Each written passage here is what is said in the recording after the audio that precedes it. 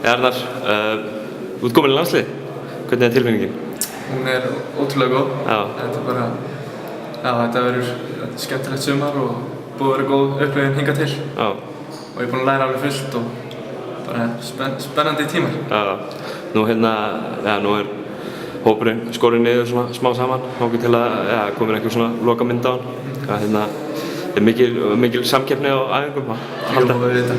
Talast menn ekki við eða? Jú, það er alltaf samkeppni og sem er bara gott sko. Já. Og já, það er fullt af góðum leikmönnum og maður verður bara að spila eins vel maður getur og svo kemur bara í ljós hvernig þetta endar. Hvernig er að koma sem nýr maður inn í þennan hóp? Það er bara... Tekið með opnum armum? Já, það er ekkert mál sko, þetta er allt algjörir fagmenn og skemmtilegir strákar. Já. Þú var að spila þinn fyrsta landsleik á móti Belgíu á morgun væntanlega. Verða mamma og pabbi mætt í stúkuna? Ég býst við því. Það ekki?